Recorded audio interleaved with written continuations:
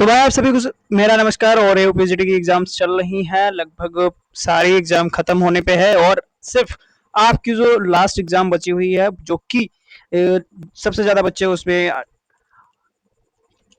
Attempt होने वाले हैं, यानी कि उनका जो सबसे ज्यादा इन्वॉल्व हैं वो एमई, यानी कि जो सबसे मोस्ट पॉपुलर कोर्स है यूपीएससी का, जिसमें बहुत सारे हिस्ट्री, ज्योग्राफी, पॉलिटी या फिर इकोनॉमिक्स जैसे कोर्सेज में आप एडमिशन लेना चाहते हैं अपने इलाहाबाद विश्वविद्यालय में। ठीक है, तो यहाँ पे हमने इसके पहले भी सारी वीडियोज में बताया है, कुछ वीडियोज में बताया है कि जिसमें कि 15 और 16 जून को किस तरीके से पेपर आया है, कौन कौन से क्वेश्चन हैं विद सॉल्यूशन, जो कि एक करेक्ट सॉल्यूशन हो सकता है, वो मैंने आपको प्रोवाइड कराया है, जो कि अगर आपने नहीं देखा है तो आपको देखना जरूर चाहिए, क्योंकि किस तरीके से क्वेश्चन आ रहे हैं ये आपको पता होना चाहिए तैयारी से पहले। तो यहाँ पे लगभग आपका एग्जाम कल शेड्यूल है और आपकी एग्जाम के पास जो है बहुत ज़्यादा टाइम नहीं बचा है, लगभग आपके पास सिर्फ 12 घंटे से भी कम है।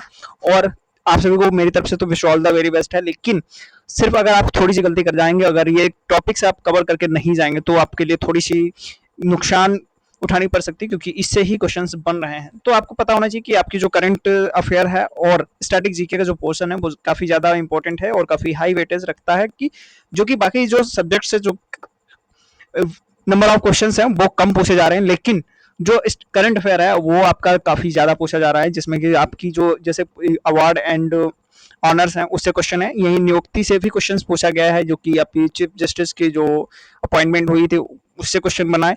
रिपोर्ट एंड सूचकांक यानी कि इंडेक्स से भी क्वेश्चन बन रहा है। खेल जगत यानी कि रोहित शर्मा का जो अभी अवार्ड मिला था हाल ही में, वो पूछा गया है। तो ये सारे टॉपिक्स आपको सेलेक्टेड टॉपिक्स ही कवर करके जाने हैं।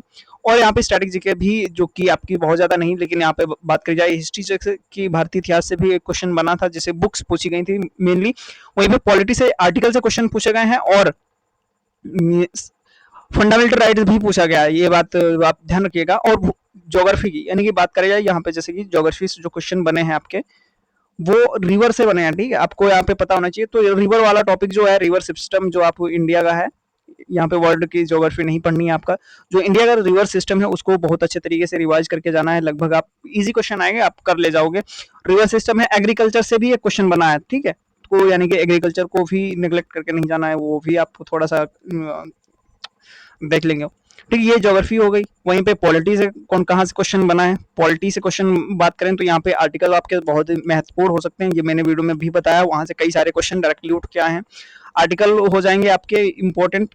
वहीं पे फंडामेंटल राइट्स हैं और आपके डीपीएसपी से क्वेश्चन आया, ये आपको पता होना चाहिए। डीपीएसपी आपको स्किप करके मत जाइएगा। डीपीएसपी हो गया, आर्टिकल हो गए और फंडामेंटल राइट हो गया। एक और चीज कुछ छूट रही है, हाँ, सोर्सेस, यानी कि जो कि इंडियन कॉन्स्टिट्यूशन में जो सोर्सेज हैं, कहाँ से कौन चीज ली गई है, ये चीज आपको थोड़ा सा आपको देख के जाना रहेगा। ठीक है, articles, important article, fundamental right, DPSP और सोर्सेस, इस तरह। और अगर आप इससे भी अच्छा करना चाहते हैं तो पार्लियामेंट भी आपको एक बार देख लीजिएगा। ठीक है, पार्लियामेंट से भी क्वेश्चन आपका बन रहा है। वहीं पे अगर बात करी जाए तो आगे बढ़ते हैं। ज्योग्राफी हो गई, हिस्ट्री हो गई, पॉलिटी, और सबसे ज्यादा जो आपके क्वेश्चन बने हैं बुक्स एंड ऑथर से, जो कि मैंने एक मैराथन वीडियो है, जब मैराथन टाइप के उसमें सेलेक्टेड टॉपिक्स ही आपको कवर कराए गए हैं, जिसमें कि बहुत ही इंपॉर्टेंट वो वीडियो है। ठीक है, सिलेक्टिव चीजें आपको पढ़ के जानी, जैसे कि यहाँ पे बुक्स तो आपको नेगलेक्ट करके जानी नहीं, यहाँ से बहुत सारी पूछी है, बुक्स एंड ऑथर से हो गया। ठीक है, और डेज से भी क्वेश्चन बना है, डेज को भी स्किप मत करिएगा। इंडेक्स, ये तो बिल्कुल ही, यानी सारे इंडेक्स आपको पता ही होने चाहिए, वहां से भी क्वेश्चन बने हैं। तो ये इस तरीके से सिलेक्टिव टॉपिक्स है। और वहीं से अब बात करी जाए कि जैसे कि आपका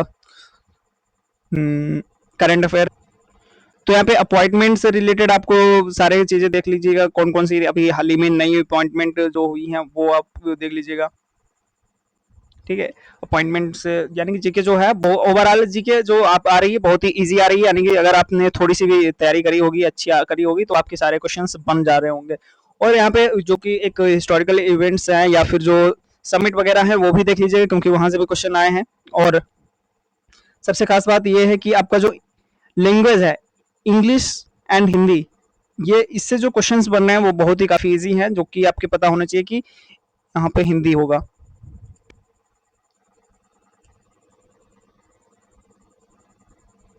तो यहाँ पे अगर बात करी जाए तो ये जो लैंग्वेज सेक्शन इंग्लिश है, वहां से मेनली जो है वो कैप पूछी गई है। वोकैब बहुत ही इजी है, जो कि सारे बच्चे कर जाएंगे। वोकैब में क्या है, ईडीएम्स है, वन वर्ड सब्स्टिट्यूशन है, ईडीएम्स हैं जो कि बहुत ही ज्यादा पूछी गई हैं। और यानी वोकैब पर आप जितना फोकस कर लेंगे, आपका पेपर जो है बहुत ही अच्छा जाएगा। वहीं पे हिंदी में भी वोकैब शब्दावली से रिलेटेड क्वेश्चंस बन के पूछे बनाए आ रहे हैं, ठीक है।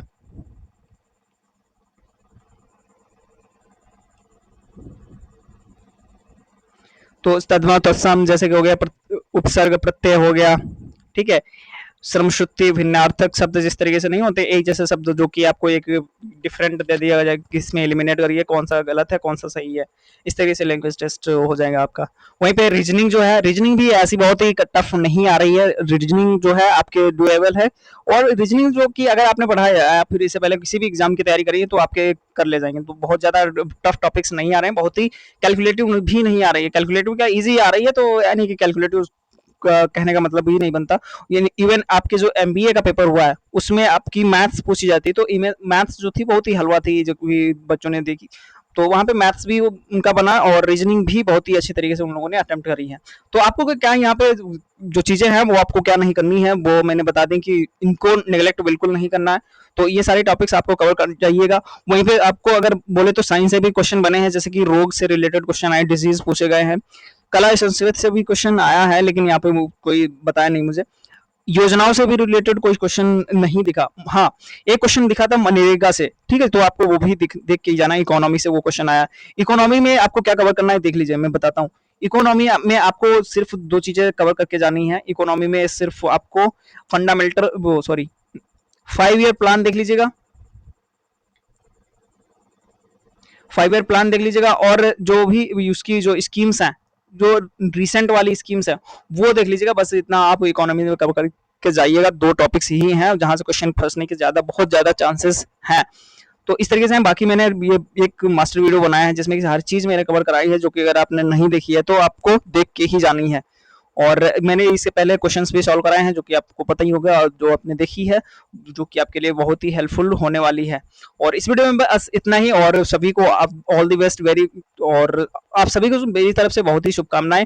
और आपका पेपर बहुत ही अच्छे तरीके से जाना है, फुल कॉन्फिडेंस से जाइए। और ये रखिए कि मैंने बहुत अच्छी तरीके से तैयारी करी है और मेरा पेपर जो है बहुत ही अच्छा जाएगा। तो कॉन्फिडेंस बना के रखिएगा, और पेपर बहुत ही अच्छा आएगा। तो टेंशन नहीं लेनी है। अगर टेंशन आप लेंगे तो आपका हो सकता है पेपर खराब हो जाए। तो आपको टेंशन बिल्कुल नहीं देनी है, पेपर को फाड़ के आना है। और ऑल द वेरी बेस्ट। इस वीडियो में बस इतना ही। अगर आपको काउंसलिंग से रिलेटेड या फिर अपकमिंग भी जो एव से रिलेटेड अपडेट्स चाहिए तो आप इस चैनल को सब्सक्राइब कर लीजिए और मुझे थोड़ा सा मोटिवेट करिए। वीडियो को भी लाइक कर दीजिए, ठीक है। मिलते हैं नई अपडेट के साथ में, नई वीडियो के साथ में। तब तक के लिए शुक्रिया, थैंक यू, धन्यवाद।